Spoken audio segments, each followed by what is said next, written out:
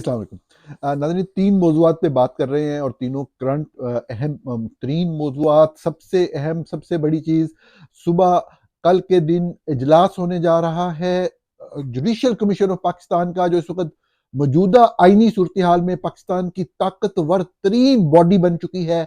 इसके अंदर फड्डा जो है वो पड़ने का इम्कान बाद लोग ज़ाहिर कर रहे हैं, लेकिन मेरी मालूमात क्या है कि क्या होने जा रहा है, कौन किसको नॉमिनेट करेगा कॉन्स्टिट्यूशनल बेंचेस के लिए और मामला कैसे आगे चलेंगे, ये आज के प्रोग्राम का सबसे अहम मौजू होगा। इसी तरह बात करेंगे, हुकूमत तैयार है। जिस लम्हे हम बात कर रहे हैं, खबरें यही चल रही हैं कि इंतहाई खतरनाक कानून साजी, पाकिस्तान का चेहरा बिगाड़ने की आखिरी कोशिश मोहम्मद नवाज शरीफ जो है वो कर रहे हैं।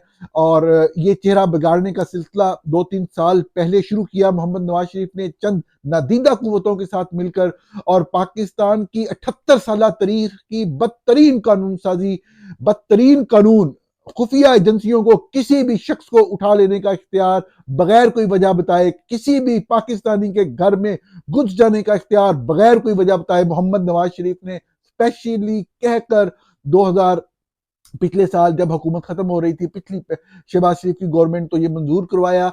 मुझे नून लीग के एक सीनियर बंदे ने, जो कई मरतबा मिनिस्टर बने, उन्होंने मुझे वाज़ेह अंदाज में बताया, मेरे पास शवाहिद मौजूद है इस बात के, कि इस स्पेसिफिक कानून के हवाले से जो हुक्म है वो मियाँ साहब का है और मैं मियाँ साहब का हुक्म नहीं टाल सकता।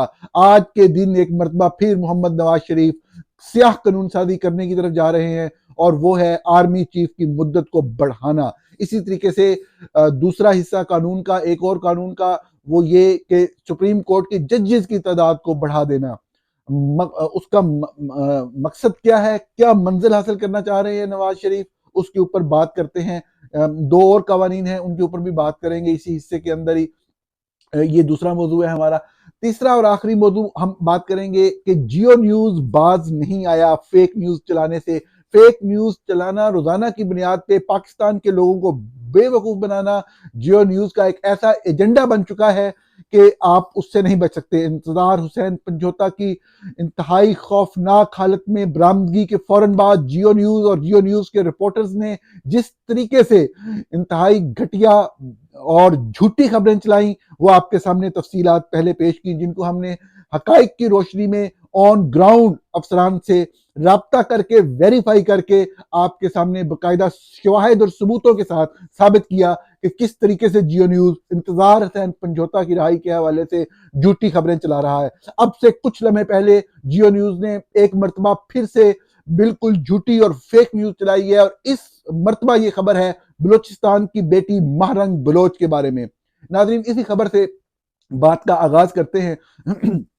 जियो न्यूज साफ जाहिर है कि अब अपनी आप को रेलिवेंट रखने के लिए, अपने आप को मुतल्लक रखने के लिए कोई ना कोई ऐसा तरीका अपनाता रहता है कि लोगों तक आई बॉल्स जो है वो उस तरफ मुतासर होती रहे। मुसलसल फेक न्यूज, हालांकि ये सिलसिला नहीं था, पाकिस्तान के बेहतरीन सहाफ़ी इस इदारे के साथ मुंसलिक हैं, आज के दिन भी मुंसलिक हैं। इसकी जो टॉप एडिटोरियल मैनेजमेंट, जो ऑनरशिप वाली साइड वाले लोग थे, मैंने भी कुछ वक्त गुजारा इदारे के साथ, मेरी दानिश में वो बेहतरीन लोग, अच्छे लोगों में से हैं। मैं उन सब लोगों में से किसी से इतनी घटिया और गलीज हरकत की तवक्को बिल्कुल भी नहीं कर सकता। ये कोई और है यकीनी तौर पे जिसने जियो और जंग ग्रुप का कंट्रोल संभाला हुआ है, और ये हो ही नहीं रहा कि कोई ऐसा दिन गुजर जाए जब जियो और जंग न्यूज कोई फेक न्यूज ना दे। इंतजार हुसैन पंजोता के हवाले से जिस तरीके से कैंपेन चली, उनकी रिहाई के फौरन बाद और फिर बाद में चलाई जाती रही, दो बहुत ही अहम डेवलपमेंट्स हुई आज के दिन भी, लेकिन इस वीलॉग का मौजू नहीं है।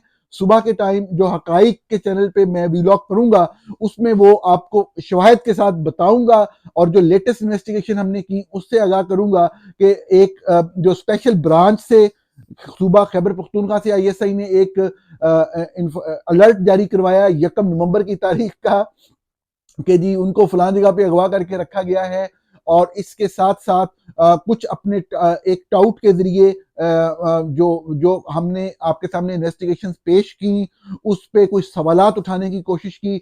वो तफसील क्या है और उनकी फैमिली और उसके हवाले से क्या मामलात थे, इसकी पूरी तफसील आपको सुबह के वीलॉग में मैं उसको कंपाइल कर रहा हूँ, डिटेल्स को आपके सामने पेश करेंगे।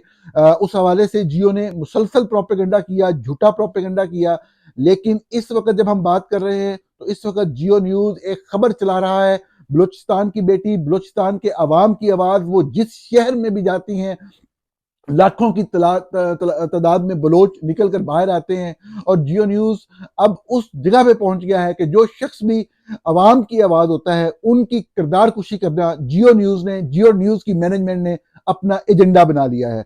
अब इस वक्त जो खबर, जो रिपोर्ट हुई है, मैं आपके सामने रख देता हूं। हालांकि फेक न्यूज को उस तरह से फैलाना नहीं चाहिए, लेकिन ये बताना, मकसद क्या होता है कि आपको बताया जाए, आपको पता लगे कि कौन से मीडिया हाउसेस जो हैं वो जानबूझकर इंटेंशनली फेक न्यूज फैलाते हैं और लोगों के ज़हनों में डालते हैं। हेडलाइन है, एफआईए ने महरंग बलोच के खिलाफ तहकीकात का दायरा वसी कर दिया। रोजनामा जंग रिपोर्ट करता है कि मालूम हुआ है, मतलब मालूम हुआ है कि सर्टनिटी के साथ, कोई जराए वाली बात नहीं है ये कि हम रिपोर्ट कर रहे हैं, हम आपको सच बता रहे हैं, हम खुद देख रहे हैं और देख के आपको बता रहे हैं। ये होता है कि मुझे किसी बंदे ने डायरेक्टली आके बताया है, मैं हकीकत आप तक ट्रांसमिट कर रहा हूं कि कौम परस्त रहनुमा महरंग बलोच के खिलाफ तहकीकात का दायरा वसी कर दिया। किस केस में कोई नहीं बताया गया, सिर्फ जो लिखा हुआ आया वो उन्होंने आगे चला दिया। इनके बैंक अकाउंट में $3 मिलियन की मौजूदगी का दावा किया जा रहा है। ये बात बिल्कुल गलत और झूठी है, बेबुनियाद बात है। पाकिस्तान में ये मैं मतलब इन चीजों की तस्दीक करके आपको बता रहा हूँ, मेरा कोई वीलॉग करने का सिर्फ ये नहीं है कि जो बात इधर से आई उधर करके बता दिया, मैं तस्दीक करके आपको बता रहा हूँ कि झूठी और बेबुनियाद बात कर रहे हैं, झूठ बोल रहे हैं जियो वाले, यहाँ पे भी फेक न्यूज चला रहे हैं, अवाम को गुमराह कर रहे हैं हमेशा की तरह। दावा किया जा रहा है पाकिस्तान में धमाके के लिए $10 मिलियन की अदायगी का जिक्र किया गया। अब आप खुद समझ लें सोच लें कि अब वो महरंग बलोच के बारे में कह रहे हैं जो आइन और कानून की अमलदारी की बात कर रही है, जो आइन और कानून के अंदर रहते हुए अपने लोगों के हकूक मांग रही है, जुल्म सितम का खात्मा मांग रही है, तशद्दुद का खात्मा मांग रही है, बलोच नौजवानों के अगवा का सिलसिला रोकने की बात कर रही है, जो बलोच नौजवानों को लापता करने का सिलसिला रोकने का मुतालबा कर रही है, उसके बारे में कह रही है कि वो धमाका करा रहे हैं, ये कह रहे जी। और $10 मिलियन जियो न्यूज कह रहा है जी। महरंग बलोच की बरतानवी खुफिया एजेंसी MI6 की टीम के एक छोटे होटल में मुलाकात का जिक्र है। MI6 के लिए यानी कि अब काम कर रही है महरंग बलोच। अब महरंग बलोच एक बैनुल अक़वामी शख्सियत है, टाइम मैगजीन ने उनको दुनिया की 100 बायसर शख्सियात के अंदर शामिल किया है।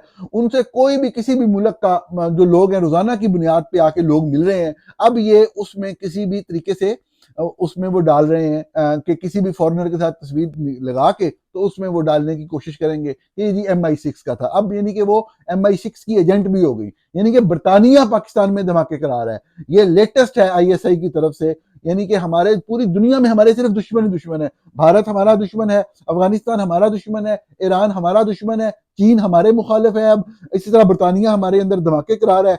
सलाम है वैसे ISI की चलाने वाले जो लोग हैं उनकी अप्रोच को भी, खुसूसन है DG ISI साहब को। इसी तरीके से वो लिख रहे हैं, सबसे गंदी और गलीज बात, जो वैसे मैं जितना भी एतराज कर लूं, जितना भी इख्तलाफ कर लूं जियो के लोगों की, क्योंकि एक बंदे को एक आइडिया होता है कुछ वक्त भी गुजारा हो, ये जो फिक्रा लिखा हुआ है मैं नहीं सोच सकता कि जो जियो टीवी की जो मैनेजमेंट है, जो टॉप के लोग हैं, जो ऑनरशिप में लोग आते हैं, मैं ये जाती तौर पे समझता हूँ कि इख्तलाफ राय हो सकता है, वो गंदे और गलीज लोग, इतने वो गंदे गलीज लोग नहीं है।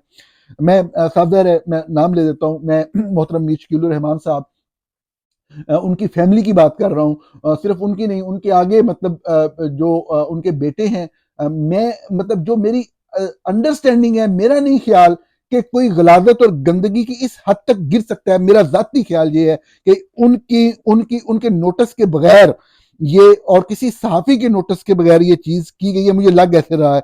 लेकिन अब क्या मामला है ये अब खुल के अब अगले चंद दिनों में बातें सामने आएंगी कि पूरा नेटवर्क कैसे का जियो न्यूज़ का जो है वो कंट्रोल में ले लिया गया और मुसलसल झूठी खबरें फैलाने का सिलसिला रोजाना की बुनियाद पे पाकिस्तानियों के खिलाफ, पाकिस्तानी शहरियों के खिलाफ, सहाफ़ियों के खिलाफ और खुसूसन ह्यूमन राइट एक्टिविस्ट के खिलाफ मुसलसल जियो एक फेक न्यूज़ पेडलर बन चुका है। मारंग आगे लिख रहे हैं कि जी ये जो फिक्रा जिसके बारे में मैं कह रहा हूँ आपको कि एक होटल रमादा है, उसका कमरा नंबर 17 में उनकी बॉयफ्रेंड के साथ तस्वीरें, ये जियो न्यूज इस हद तक जो है महारंग बलोच साहबा के बारे में, उनके किरदार कुशी के बारे में, उनकी तजलील के बारे में इस हद तक गिर गया। इसकी तवक्को नहीं थी, इसको रोकना होगा।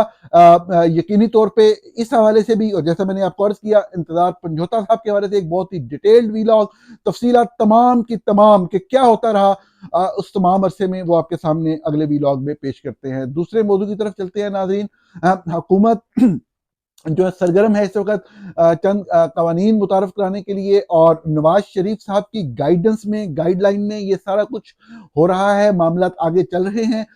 एक एक स्टेप के ऊपर जो हुक्म है नवाज शरीफ साहब का, उसके मुताबिक चीजें चल रही हैं। मैनेज ISI वाले कर रहे हैं, लेकिन जो सोच है, जो विजन है, वो नवाज शरीफ साहब का है। जिस तरीके से नवाज शरीफ साहब ने, मैंने आपको अर्ज किया अपने इंट्रो के अंदर भी, कि खुफिया इदारों को बे इंतहा तक उनको पता है कि अगर अपनी मर्जी से अब चलना है तो बाजू मरोड़ना पड़ेगा लोगों का, और लोगों का बाजू मरोड़ने के लिए उन लोगों को जो बाजू मरोड़ सकते हैं, बाजू मरोड़ने की ताकत देने की जरूरत है कानून के मुताबिक। तो उन्होंने लेजिस्लेशन करवाई। मैं आपको बिल्कुल जिम्मेदारी से बता रहा हूं, मेरे पास शवाहिद मौजूद है इस बात के, कि जब पिछली असेंबली खत्म हो रही थी और ISI को सीक्रेट, जो पाकिस्तान सीक्रेट खुफिया एजेंसी के हवाले से कानून साजी है, उसमें जब तरमीम का मौका आया, तो पाकिस्तान मुस्लिम लीग नवाज के बहुत, मतलब बाज लोग, बहुत तो नहीं, मेरे पास फिगर नहीं है एग्जैक्ट, लेकिन बाज लोग उसके कानून के खिलाफ थे। और ये अच्छी बात है, साफ ज़ाहिर है नून लीग के हवाले से भी, लेकिन ये नवाज शरीफ का हुक्म था कि ये कानून जरूर पास करवाना है। इसी तरीके से हम देख रहे हैं कि आर्मी चीफ की मुद्दत मुलाजमत में एक्सटेंशन की बात हो रही है। हम रोजाना आपके सामने हकाइक रखते हैं, तफसीलात रखते हैं, वो तफसीलात जो मीडिया रिपोर्ट नहीं करता, कि किस तरीके से पाकिस्तान के अंदर बम धमाकों का सिलसिला जारी है, दहशत गर्दी ने मुल्क को लपेट में लिया हुआ है। मिलिट्री लीडरशिप जो मौजूदा है, जनरल आसम मुनीर की क्यादत में, इनकी पूरी जो स्ट्रेटजी थी, जो एक मिलिट्री स्ट्रेटजी थी, कंप्लीटली फेल हो चुकी है। दहशतगर्द बेकाबू हैं, इनके कंट्रोल में कुछ भी नहीं रहा। और इस वक्त मैंने मुतअद्दिद बार कहा कि एक जरूरत है कि वज़ीर आज़म जो है वो किसी प्रोफेशनल सोल्जर को अपनी मर्जी के, बेशक अपने लोगों से मशवरा करके, अब अपनी मर्जी तो खैर नहीं कहना चाहिए, अब वक्त आ गया कि हम मर्जियों से बाहर निकलें, अपने जज, अपने जर्नेल निकालने की बात से बाहर निकल के मेरिट के ऊपर, अगर मुल्क के बारे में सोच रहे हैं तो मेरिट के ऊपर किसी आर्मी चीफ की तैनाती करें। लेकिन अभी तक इस हवाले से कोई प्रोग्रेस होती हुई दिखाई नहीं दे रही है। इसमें जो कवानीन बनाए जा रहे हैं, मैंने आपको अर्ज किया कि जजेस की तादाद बढ़ाने के हवाले से एक एजेंडा है हुकूमत का, कि किसी भी तरीके से जज बढ़ाए जाएं। उसका मतमे नज़र मैं बार बार अर्ज कर चुका हूँ, मखसूस नशिस्तों का केस, वो उसकी मंजिल हासिल करना है, क्योंकि 8 जजेस सुप्रीम कोर्ट के फैसला दे चुके हुए हैं कि ये नशिस्तें PTI को दिए जाएं। अब मामला जो नए चीफ जस्टिस हैं उनकी दानिस्त के मुताबिक जो है वो जो तरमीम है, वो उसके उसमें जो भी केसेस 26वीं आर्मी तरमीम के बाद जो आईनी केसेस हैं, वो सुप्रीम कोर्ट के रेगुलर जजेस नहीं सुनेंगे, आईनी बेंच वाले सुनेंगे। आईनी बेंच अगर 5 रुकनी बनता है तो वो 8 मेंबर सुप्रीम कोर्ट बेंच का फैसला अंडू नहीं कर सकता। उसके लिए अब 9 रुकनी बेंच, अब 9 रुकनी भी वो सारे के सारे जो वही बात लिखें, वही बात कहें, एक ही बात कहें और अंडू कर दें उस फैसले को जो 13 रुकनी बेंच ने दिया था। तो ये अब बड़ा एक अजीबोगरीब सा मामला है। तो लगता ये है कि जी अब कोई 15-16 रुकनी जो है कॉन्स्टिट्यूशनल बेंच भी बनेगा ताकि वो फैसला अंडू हो। मैंने सिर्फ कोशिश की चीजें की जानने की, बहुत ज्यादा मालूमात नहीं मिली। एक चीज मैंने एक सवाल पूछने की कोशिश की कि आप ये जो गंद डाल रहे हैं जजेस का, हालांकि 12-13 लोगों की जरूरत है, पेंडेंसी का मामला मैं बार बार अर्ज कर चुका हूँ, जजेस की तादाद की वजह से नहीं है, वो हमारे पूरे प्रोसीजरल सिस्टम, जो प्रोसीजर्स हैं, जो एक स्ट्रक्चरल सिस्टम है सुप्रीम कोर्ट का केसेस को सुने जाने का, जिसको बेहतर करने की जरूरत है, उसकी वजह से है। तो आप क्यों कर रहे हैं? उन्होंने कहा अब जरूरत है, कर रहे हैं, कल को अंडू भी कर देंगे।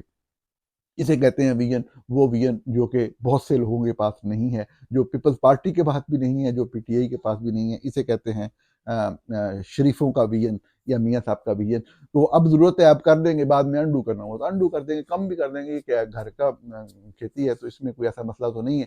एक ये चीज़ है, इस तरह जो कवानीन नए लाए जा रहे हैं उसमें प्रैक्टिस एंड प्रोसीजर एक्ट की बात हो रही है। एक तरमीम की गई, पहले एक नया कानून लाया गया कि जो भी चीफ जस्टिस हैं वो ही बेंच बनाते हैं, तो वो इख्तियारात का नजायज़ इस्तेमाल हो जाता है। उनकी ताकत को कम डाइल्यूट करने के लिए उसको 3 रुकनी कमेटी बनाई गई कि जो सीनियर मोस्ट 2 जजेस होंगे वो बनेंगे। बाद में पता लगा जो सीनियर मोस्ट हैं वो हमारे हाथ में नहीं आ रहे, कंट्रोल में नहीं आ रहे, मुट्ठी में नहीं आ रहे। तो उन्होंने कहा जी कि एक सीनियर मोस्ट होगा, एक चीफ जस्टिस अपनी मर्जी से ले लेंगे।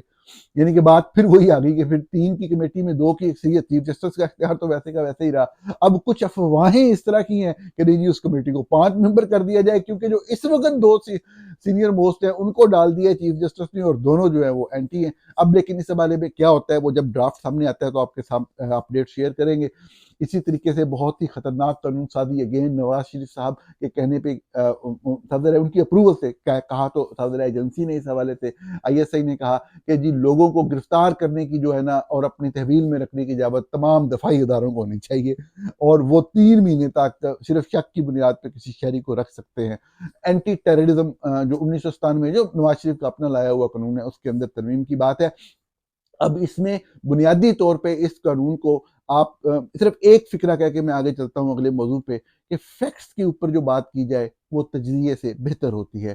फैक्ट ये है कि जो टेररिज्म के केसेस इस वक्त अदालतों में ज़ेर समाअत हैं, कोई भी तालिब इल्म कानून का उनकी तहकीक करना चाहे तो उसे मालूम होगा कि 90% केसेस ऐसे हैं कि इसने कहा कि तुम गंदे हो, उसने उसके ऊपर दहशतगर्दी का मुकदमा करा दिया। अगर वो ताकतवर है जिसको गंदा कहा गया है, वो कहीं गली मोहल्ले में कोई लड़ाई हुई है, दहशतगर्दी का मुकदमा हो गया है, किसी ने ट्रांसफर कर दी है गलत, उसने कहा ट्रांसफर तुमने कैसे किया है, ये दहशतगर्दी का एक्ट है क्योंकि तुमने इस मकसद के तहत किया है कि तुम ये सोच रहे थे कि ये होगा और वो होगा। इस तरह की मज़हका खेज बातों पे बुनियाद दहशतगर्दी के मुकदमात का इंदराज जो है वो हुआ है। तो ऐसी सूरत के अंदर जो है वो मुमकिन नहीं है इस चीज़ का कि ये वो जो कानून बनने जा रहा है इसमें हमें बहुत क्लियर है कि पाकिस्तान तहरीक इंसाफ और जो इस वक्त प्रॉब्लम है PTM से KPK के अंदर, और जिस तरीके से बलूचिस्तान के अंदर प्रॉब्लम है चंद लोगों से जो हुकूमत के खिलाफ आवाज़ उठाते हैं, फ़ौज के खिलाफ आवाज़ उठाते हैं, इंसानी हकूक़ की बात करते हैं, अपने हकूक़ की बात करते हैं, उन लोगों से निपटने के लिए ये कानून नवाज शरीफ साहब की हुक्म से लाया जा रहा है, और ये बहुत ही खौफनाक और अफसोसनाक बात है। सबसे जो इसका मज़े खेज पहलू है वो अभी मैं देख रहा था कि मौलाना फजल रहमान साहब प्रेस कॉन्फ्रेंस करके इसके खिलाफ बात कर रहे हैं। मौलाना साहब को ये बातें ज़ेब नहीं देती हैं। उन्होंने जो तरमीम मंजूर करवाई, अगर वो साथ ना खड़े होते किसी सूरत में भी मंजूर ना हो सकती, अगर होती तो मेंबरान की सूरत और शक्लें उसी तरह की पूरी कौम देख लेती जैसी शक्ल इंतज़ार हुसैन पंजोता की पूरी कौम ने 2 दिन पहले देखी। मौलाना फजल रहमान की फैसिलिटेशन से ये चीज़ मुमकिन हुई। एक गैर आइनी, एक गैर असूली चीज़ जो है वो मंजूर की गई, जिसमें फ़ौज को बहुत ज़्यादा फैसिलिटेट किया गया चंद हवालों से। वो मेरा वादा है मैं आपके साथ तफसील से डिस्कस करूंगा। इसी तरीके से जो सीनियर मोस्ट जज थे जिनका आइन के तहत नंबर था उनको महरूम किया गया उनके हक से और पूरी फौज की सूरतकारी की मौलाना फजल रहमान ने। अब वो अगले जो चीज़ें हैं उनके ऊपर ड्रामेबाजी कर रहे हैं। खैर ये पाकिस्तानी सियासत का हिस्सा है। नाज़रीन, कल बहुत ही अहम इजलास होने जा रहा है जुडिशल कमीशन ऑफ पाकिस्तान का। मैं इस बारे में अर्ज़ करता रहा हूँ कि जिस तरह से जिक्र किया गया है 26वीं आइनी तरमीम में जो मौलाना फजल रहमान के तावन से मंजूर की गई, उसमें इसको सुपरा बॉडी बना दिया गया है, पाकिस्तान की सबसे स्ट्रॉन्ग बॉडी बना दिया गया है जिसके अंदर जजेस की कोई से नहीं है। मैं अपने काबिल एहतराम दोस्तों जिनसे मैं सीखता हूँ, जिनकी रिपोर्टिंग देख के मैं सीखता हूँ, मैं उन मुख्तलिफ दोस्तों की बात कर रहा हूँ, किसी एक की बात नहीं कर रहा। मैं उनके जब वो देखता हूँ तबसरे बहुत सी चीज़ें नई सुनने को और जानने को मिलती हैं, लेकिन इस नुक्ते से मेरा इख्तिलाफ राय है इंतहाई अदब से कि जजेस की उसमें से नहीं है। मेरे बहुत सारे दोस्त जो हैं वो जस्टिस अमीनुद्दीन को भी जजेस के साथ जो है कनेक्ट करके वो जजेस के नंबर और अपोजिशन के बंदों को मिला के वो बराबर करने की कोशिश करते हैं। ऐसी बात नहीं है, हुकूमत की मुकम्मल अक्सरियत है और सारा मामला अमीनुद्दीन साहब के हवाले से ही मैंने जिस तरह पहले अर्ज़ किया था कि उन्हीं के ऊपर ही वो सारा प्ले कर रहे हैं और अमीनुद्दीन साहब उनके साथ हैं। अगर कोई भी चीज़ उससे मुतसादम होगी तो वो फिर बाहमी मुशावरत से ही बात आगे चल रही होगी। दोनों साइड एक साइड पे होंगी तो फिर वो चीज़ आगे चलेगी। बुनियादी तौर पे जो कल इजलास है जुडिशल कमीशन ऑफ पाकिस्तान का, मैंने आपको अर्ज़ किया था कि एक तरफ जो है वो हुकूमत के 2 अरकान हैं, वो फ़रूक एच नाइक हैं और शेख आफ्ताब हैं पाकिस्तान मुस्लिम लीग नवाज़ के। ये 2 लोग हैं। इसी तरह 2 लोग हैं वज़ीर कानून आज़म नज़ीर तारर और अटॉर्नी जनरल मंसूर साहब।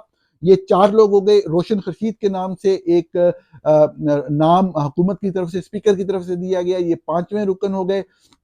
बार कौंसिल के नुमाइंदे आजम नज़ीर तारड़ के खास आदमी हैं अख्तर साहब। ये 6 लोग हो गए, ये 6 वोट हुकूमत के पक्के हैं। 1 वोट चाहिए उनको अक्सरियत के लिए, जो कि जस्टिस अमीनुद्दीन की सूरत में उनको मुयस्सर है। यानी जो फैसला भी ये करना चाहें ये करवा सकते हैं। आईनी बेंचेस के हवाले से मेरी राय में किसी तरह का डेडलॉक इनिशियली पैदा होने का इम्कान नहीं है, क्योंकि अगर प्रोसेस के मुताबिक चलें तो अक्सरियत से फैसले होने हैं। अक्सरियत को इतनी ज़्यादा वहाँ पे अहमियत दी गई है 26वीं तरमीम के अंदर कि अगर पाकिस्तान का चीफ जस्टिस चाहे कि जुडिशियल कमीशन पाकिस्तान का इजलास ना हो, सिर्फ यही नहीं, चीफ जस्टिस ऑफ पाकिस्तान जो आईनी बेंचेस बनने हैं उनका भी एक हेड होगा। अगर चीफ जस्टिस ऑफ पाकिस्तान और head of the constitutional benches अगर वो अलहदा जज है, वो दोनों भी चाहें कि जुडिशियल कमीशन ऑफ पाकिस्तान का इजलास ना हो, तब भी जो आजम नज़ीर तारड़ हैं इस आईनी शिक के मुताबिक वो अजलास कॉल कर सकते हैं। वो 1/3 जो मेजॉरिटी है उसके उनसे साइन करवा के वो वन वो भेज सकते हैं इनको सेक्रेटरी ऑफ द कमीशन को। और अगर चीफ जस्टिस ने ना बुलाया तो वो 7 दिन के अंदर अंदर इजलास ऑटोमेटिकली हो जाएगा। उसमें अक्सरियत से फैसले होंगे, ये लिख दिया गया है, कोई आए कोई ना आए, असी अपना काम करांगे। वो अपना काम करके जिसको भी अपॉइंट करना चाहें सुप्रीम कोर्ट का जज कर सकते हैं। एडमिनिस्ट्रेटिवली जो इंतजामी तौर पर और फिजिकली जो पोजेशन है बिल्डिंग की, वो साफ ज़ाहिर है हुकूमत के पास होती है। वो जिस जज को चाहे दाखिल होने दें, जिसको चाहे ना दाखिल होने दें। साफ ज़ाहिर है बदमाशी का दौर है, बदमाशी से मामला को आगे लेके चलना चाहते हैं। लेकिन जो कल होने जा रहा है उसके बारे में मैंने कोशिश की कुछ मालूमात इकट्ठी करने की। साफ ज़ाहिर है मैं अपने ज़राए के हवाले से आपसे ट्रांसपेरेंटली बात करता हूँ हमेशा से। मेरे कोई जुडिशियल कमीशन ऑफ पाकिस्तान जजेस के हवाले से जजेस तक मेरी कोई रसाई नहीं है। मैंने किसी जज से बात नहीं की है। मैंने कुछ वकला से जो है वो रहनुमाई लेने की कोशिश की है और मुझे ये बताया गया है कि चीफ जस्टिस ऑफ पाकिस्तान जो है वो आईनी बेंचेस के लिए जस्टिस सैयद मंसूर अली शाह का जो है वो नाम अपनी तरफ से वो सजेस्ट करेंगे। Chief justice of Pakistan justice Yahya Afridi मुझे किसी सीनियर वकील ने, जो कि मालूमात तक मेरी दानिश के मुताबिक रसाई रखते हैं, उन्होंने ये बताया है कि chief justice of Pakistan Yahya Afridi justice Syed Mansoor Ali Shah का नाम प्रपोज करेंगे। अब ये नाम हुकूमत तस्लीम करती है या नहीं करती, इस बारे में मेरे पास कोई इतलात नहीं है। मेरा तजिया ये है कि शायद वो इसको एक्सेप्ट ना करें, लेकिन अगर वो एक्सेप्ट नहीं करेंगे तो फिर मसला क्रिएट हो जाएगा। अब हुकूमत किसका नाम तजवीज़ करेगी, इसके बारे में भी कोई भी बात करने को तैयार नहीं है, कोई भी इंफॉर्मेशन शेयर करने को तैयार नहीं है। कि सीनियर मोस्ट की मैं बात कर रहा हूँ कि जो कॉन्स्टिट्यूशनल बेंचेस बनने हैं, जिन्होंने सारे अहम केसेस को सुनना है, तो उसमें तैनातियों के हवाले से सीनियर मोस्ट लोगों में से कौन लोग आएंगे? क्या चीफ जस्टिस ऑफ पाकिस्तान खुद उसकी सरबराही करेंगे? ये चीफ जस्टिस ऑफ पाकिस्तान खुद तो अपना नाम प्रपोज नहीं करेंगे। क्या हुकूमत की तरफ से ऐसा किया जाएगा? अपेरेंटली लगता है कि शायद वो कर दें। उनकी ख्वाहिश वैसे जस्टिस अमीनुद्दीन के हवाले से है, लेकिन वो जस्टिस अमीनुद्दीन को कैसे करेंगे, इस नुक्ते के ऊपर जो है वो एक प्रॉब्लम क्रिएट होने का खदशा है। क्योंकि हर सूबे से शुरू में एक एक नाम आना है और जो पहला नाम है वो जस्टिस पंजाब में से वो मंसूर अली शाह साहब हैं, वो चीफ जस्टिस उनका नाम नॉमिनेट कर देंगे। अगर उनके ऊपर प्रॉब्लम हो तो आप जस्टिस मुनीब पे आएंगे, उनके ऊपर प्रॉब्लम हो तो जस्टिस अमीनुद्दीन के खिलाफ ऑलरेडी रेफरेंस है, उनका ऑलरेडी प्रॉब्लम है, वो कंट्रोवर्शियल हैं, वो आइन और कानून की समझ नहीं रखते। फिर बात किस तरफ जाएगी? तो यहाँ पे थोड़ा सा जब चीफ जस्टिस ऑफ पाकिस्तान नाम प्रपोज कर देंगे जस्टिस मंसूर अली शाह का, तब प्रॉब्लम क्रिएट होने का खदशा है। लेकिन मेरी दानिश में हुकूमत प्रीवेल करेगी, हुकूमत जो चाहेगी वो कर लेगी। बाद लोगों का ये कहना है कि नहीं, पहला इजलास है, इसके अंदर जो है वो एक चीज मतलब एक साइड ने, बल्कि यही वकील साहब जो जिनसे मैं बात कर रहा था, वो एक खदशे का इजहार ये कर रहे थे कि अगरचा हुकूमत को जस्टिस अमीनुद्दीन ने हर तरह से जो है सपोर्ट करना है हर मामले में, लेकिन एक बड़ी टेक्निकल बात है कि 8 तारीख को सुप्रीम जुडिशल काउंसिल का इजलास है। तो वो अगर अपने ही चीफ जस्टिस के खिलाफ जाएंगे इस मीटिंग के अंदर, तो उनके खिलाफ रेफरेंस ऑलरेडी वहां पड़ा हुआ है और 5 को यानी कल के दिन सुप्रीम जुडिशल काउंसिल का इजलास हो रहा है। Excuse me. तो इनका कहना यह था कि इतना आसान नहीं होगा जस्टिस अमीनुद्दीन के लिए ओपनली खुल के स्टैंड लेना पहली ही मीटिंग में खिलाफ। तो ये इन्हीं वकील साहब का ये भी कहना था कि ये मुमकिन है कि हुकूमत टाइम बाय करने की कोशिश करे और ये कहे कि जो नए जजेस की हमने तादाद बढ़ाई है वो जजेस पहले आ लेने दें, फिर हम जो है कॉन्स्टिट्यूशनल बेंचेस की तरफ जाएंगे। लेकिन इसमें साफ ज़ाहिर है फिर मजीद कॉम्प्लिकेशन पैदा होंगी। सारा मामला जो है वो 26वीं आईनी तरमीम की समाअत का है, उसके खिलाफ पिटीशन की समाअत का है और वो कॉन्स्टिट्यूशनल बेंचेस ने करनी है नई आईनी सूरत हाल के मुताबिक। जो भी आईनी तरमीम जिस तरीके से भी की गई तो इसमें डेडलॉक क्रिएट होने का अगर आप नंबर गेम देखें तो एक इम्कान नजर आता है। मुझे ये लगता है कि नहीं होगा, क्योंकि हुकूमत प्ले करेगी सूरत हाल को देखते हुए, चीज़ों को आगे ले जाने के लिए टाइम बाय करेगी। लेकिन यकीनी तौर पे जब हुकूमत, जिस तरह मैंने आपके साथ ये शेयर किया कि chief justice of Pakistan justice Syed Mansoor Ali Shah का नाम पेश कर रहे हैं इस इजलास के अंदर, मुझे वकला की साइड से जो मालूमात रखने वाले लोग हैं वो ये चीज़ बता रहे हैं, उस सूरत में हुकूमत तो साफ ज़ाहिर है किसी सूरत में इस चीज़ को नहीं मानेगी।